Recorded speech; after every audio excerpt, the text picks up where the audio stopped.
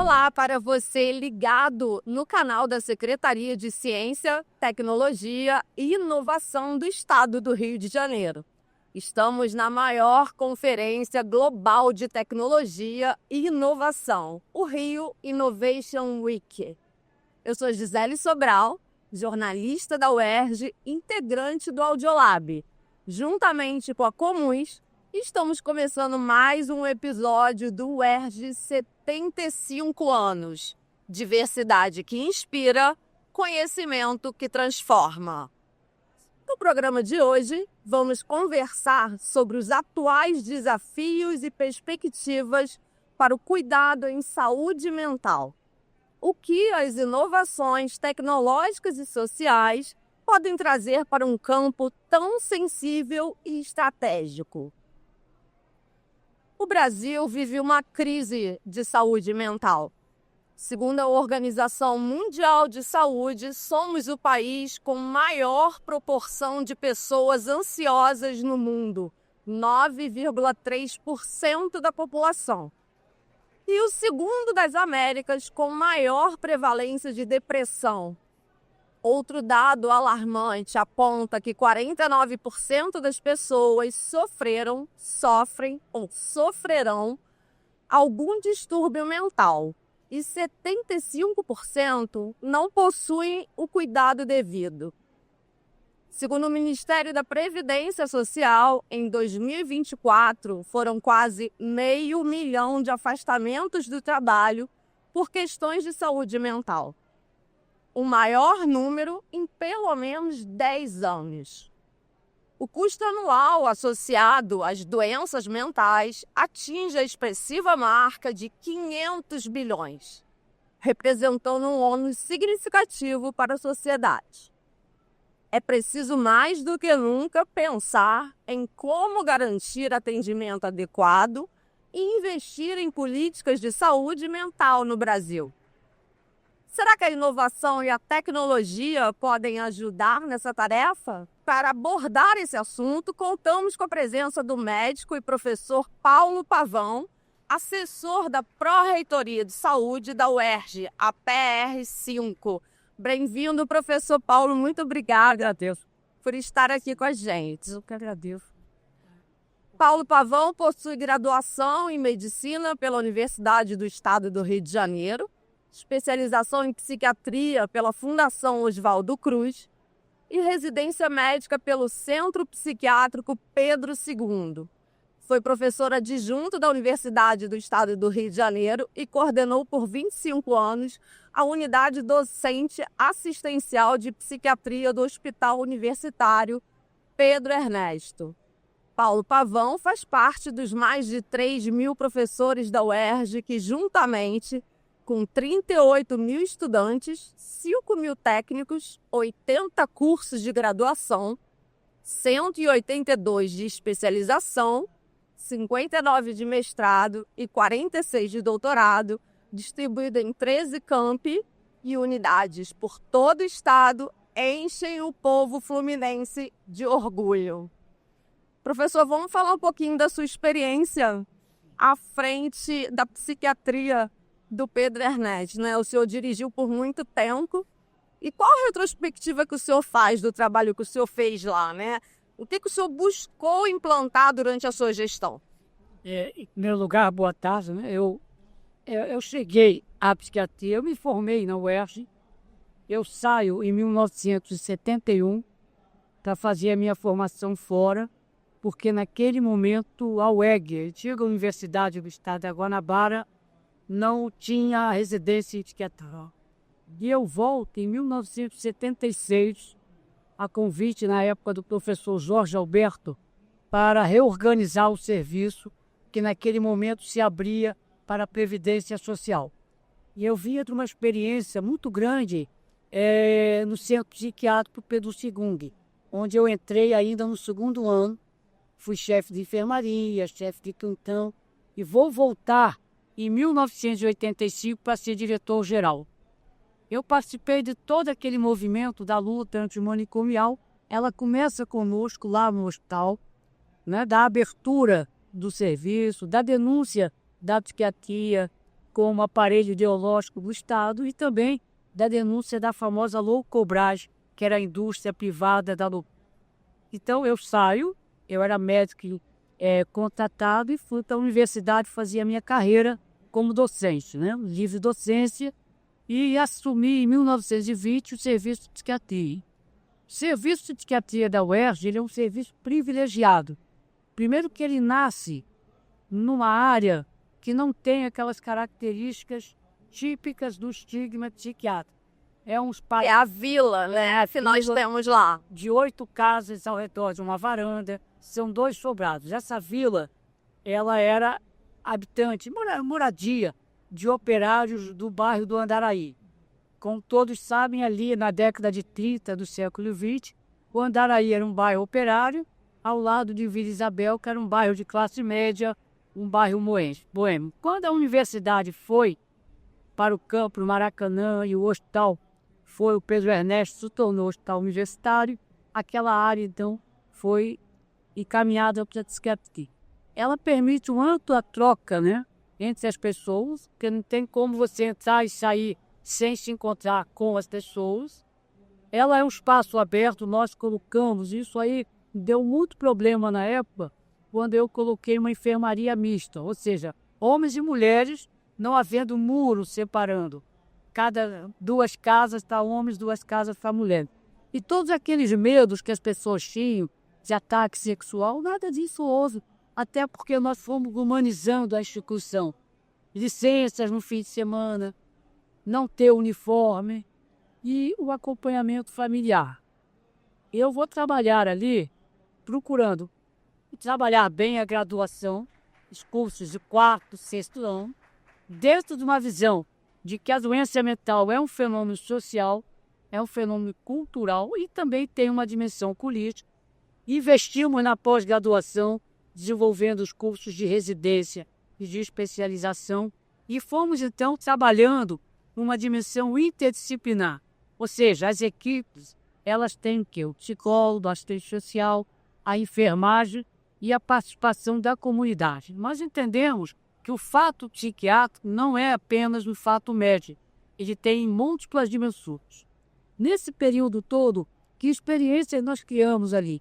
O Hospital Dia, que foi um dos primeiros hospitais dias do Brasil, talvez depois do Hospital da doutora Anísio da Silveira, com quem eu trabalhei durante muitos anos no Museu do Inconsciente, né? Então, o Hospital Dia tem um nome significativo, chama-se Ricardo Montalbán.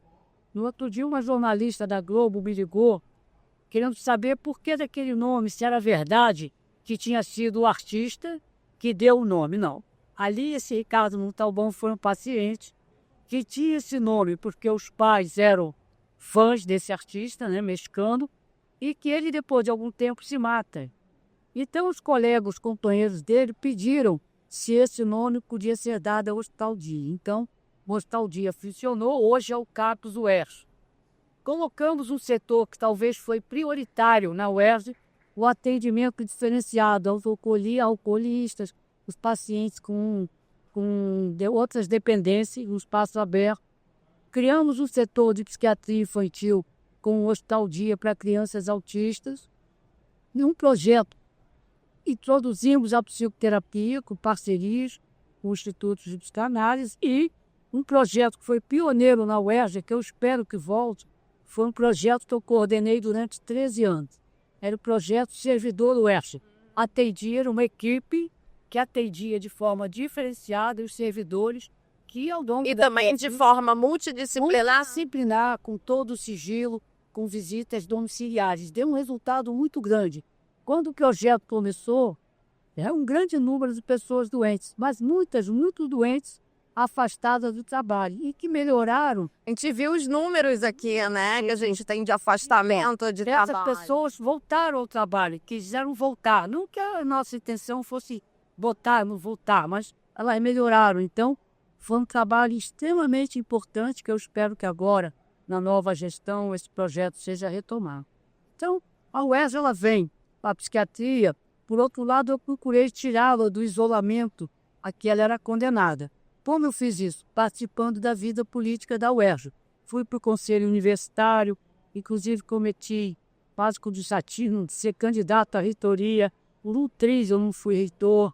E estabelecemos parcerias com outras disciplinas. Por exemplo, através dos nossos estudos, psiquiatria e filosofia.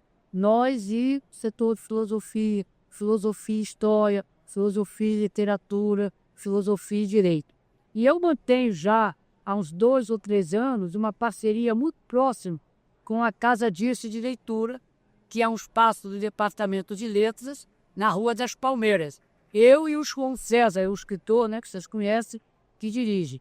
Nós fazemos durante uma vez por mês, online e agora presencial, porque nós atravessamos a pandemia, seminários abertos, onde nós discutimos a relação entre a literatura, a psiquiatria e a loucura, também com muito bons resultados. Então eu creio que a minha passagem pela UERJ, ela foi pelo serviço, que eu ainda continuo na UERJ, me pediram para continuar, ela foi muito exitosa. Um aspecto importante é a relação que eu sempre procurei ter com a graduação. O ensino, pesquisa e extensão são básicos. E a graduação, Esse tripé, né? Que formação precisa ter muita atenção. E eu acho que eu tenho uma boa relação, que eu vou colocar isso aqui modestamente, eu há 28 anos sou homenageado pelas turmas que se formam. Ou sou paranifo, ou sou patrono. Considerando que eu ensino uma cadeira que não é uma disciplina básica, eu acho que isso é um reconhecimento ao trabalho que a gente faz lá. Então, não esqueça a contribuição que nós damos aí. Espero que a psiquiatria passou a ter um prestígio muito grande. A psiquiatria hoje da UERJ, ela é uma referência nacional, ela é uma referência em alguns países da América Latina. E com uma produção importante. Produção científica sempre esbarra na limitação de recursos, porque pesquisa exige grandes recursos. Mas nós, então, conseguimos os trabalhos, as publicações. Eu acho que o serviço de psiquiatria, ele dá muitos motivos à UERJ para que ela possa se orgulhar do nosso serviço. A UERJ, como você dizia, ela é uma universidade muito especial dentro do contexto brasileiro. Nesse momento em que há uma loucura geral agredindo as instituições públicas, nós precisamos defender a UERJ. Como? Primeiro, lembrar que ela foi a primeira universidade a abrir curso noturno, permitindo que a casa... exigindo que trabalhadores pudessem fazer a universidade. Hoje ela foi a primeira universidade que denunciou de uma maneira muito clara a discriminação racial e o racismo, quando ela abre as cotas. Primeira pescota. Aquele discurso que os cotistas iriam comprometer a qualidade do ensino não é verdade. Eu lido com alunos cotistas que se desempenham muito bem. Terceiro, a UERJ, ela por caminhos tortos ou não, ela quebra o machismo estrutural, o patriarcado, quando ela elege uma reitora, que foi a professora Nilceia, a primeira reitora, a primeira mulher, e agora repete elegendo a professora Gunnar como reitora. E é uma universidade aberta, democrática, a gente vota, discute. Então, eu acho que isso, a UERJ deve ter ocupar sempre esse lugar e as pessoas devem pensar nisso. Então, não sei se falei demais, será isso? Não, imagina. Deixa eu falar, o senhor tem uma marca, né? O senhor é conhecido por desenvolver uma psiquiatria humanizada, né? A gente está aqui nesse evento falando de ciência, de tecnologia, inovação. É possível a gente aliar a tecnologia, inovação e manter o atendimento humanizado?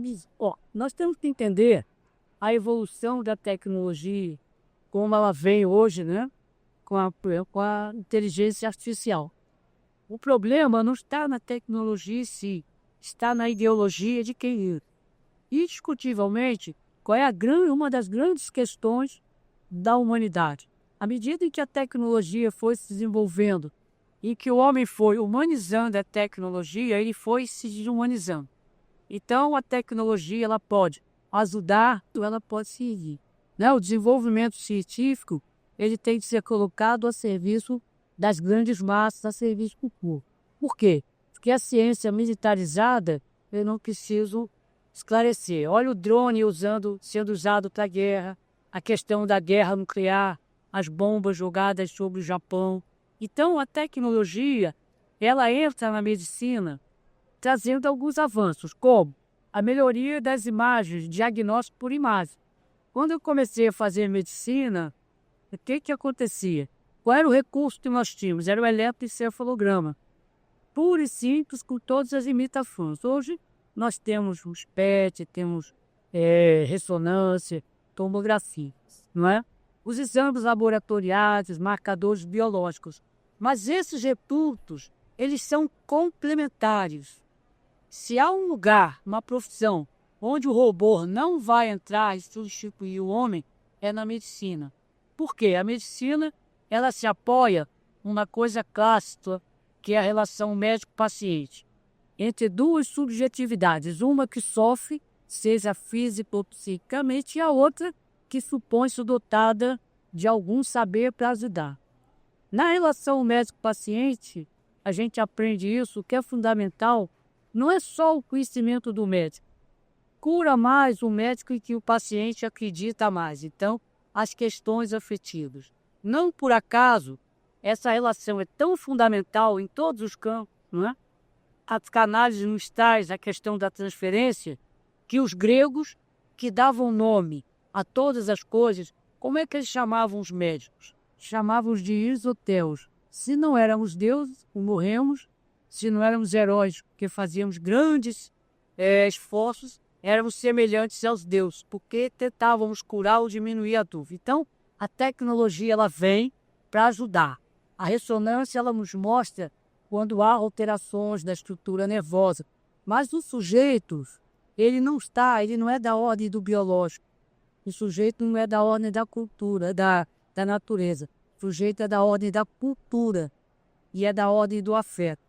Então, a tecnologia ela não vai tratar as pessoas, ela vai dar recursos para que os médicos tratem. Só não sei se eu estou me alongando muito. Quer ver um exemplo disso? O impacto, né, psicofarmacológico, o impacto que a síntese de primeiros remédios, como os neurolépticos, como os antidepressivos, causou na medicina.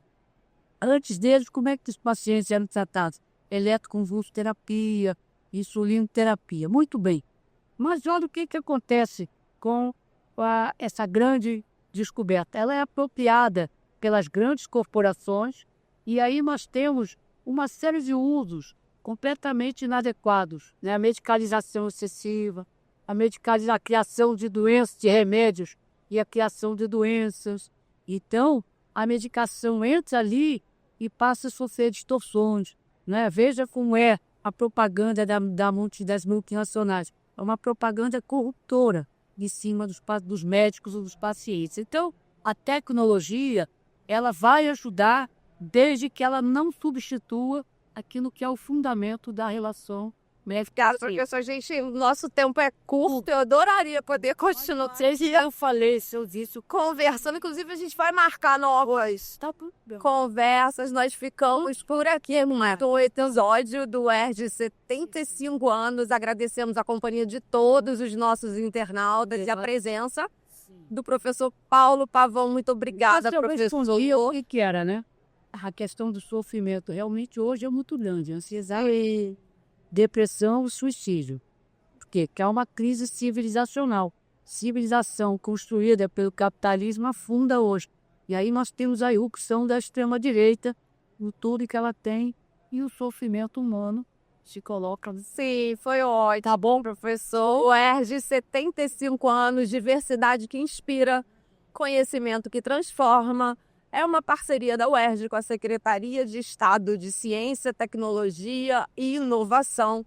Além deste programa, temos mais 17 temas sobre inovação e tecnologia disponíveis aqui no canal do YouTube da Secretaria de Ciência, Tecnologia e Informação. Ficou curioso para saber um pouco mais de toda essa produção tecnológica, científica e inovadora da UERJ? Então confira os outros episódios. Obrigado pela sua companhia e até o próximo UERJ 75 anos. Diversidade que inspira, conhecimento que transforma.